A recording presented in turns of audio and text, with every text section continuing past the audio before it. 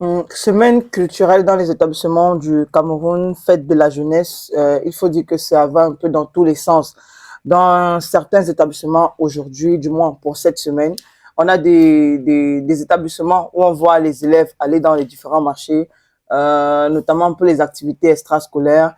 On a également des concours de Miss Master dans pratiquement tous les établissements aujourd'hui.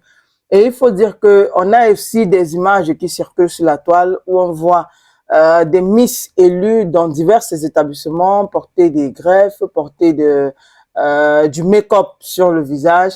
Et donc, on a Clarence qui hier... Griotte. Griotte, voilà. Qui hier a fait un post où elle s'est interrogée en disant « Comment fait-on pour admettre que la Miss d'un lycée ou d'un collège porte la greffe ?» Moi-même, je m'interroge. Hein. C'est-à-dire que ça commence, cette histoire de complexe d'infériorité commence dans les lycées. Ça, parfois à la maison, et on a senti ça encore dans les lycées. Ça veut dire qu'on a des enseignants qui pensent que avoir des cheveux de cartésiennes ou cheveux indiennes et autres, faites de vous quelqu'un de belle. Donc la beauté, pour la plupart de cette personne-là, c'est les accessoires qui viennent de l'Europe. C'est-à-dire que nos cheveux, j'ai vu un reportage. Et ce reportage, c'était, je crois, en Indonésie, il y a aussi en Philippines, où des gens apprennent à avoir les cheveux comme les Africains. Donc, il y a une coiffure qui sont en train de faire. C'est encore là sur les réseaux sociaux. Il y a des coiffeurs spécialisés et beaucoup de personnes dans ces pays de l'Asie veulent avoir des cheveux comme nous. Et pendant ce temps, au lieu de rester dans ce qui est original, nous voulons qu'ils coupent leurs cheveux, ils nous envoient, on porte. Bon, toujours est-il que le post il est toujours disponible. Si vous avez un commentaire à faire, c'est sur la page de Griotte. Après, vous pouvez également le faire sur vos propres pages respectives. On ne comprend pas trop pourquoi les élèves aujourd'hui, 14, 15, 16 ans, qui font les concours de Miss Master.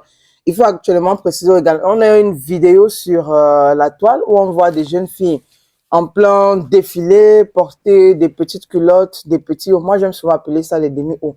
Donc, porter des petites culottes, des petits hauts. Et bon, applaudi par pratiquement tous les élèves de l'établissement. On n'a aucun enseignant qui s'indigne du fait que ces enfants sont en train de porter ce genre de vêtements dans l'établissement.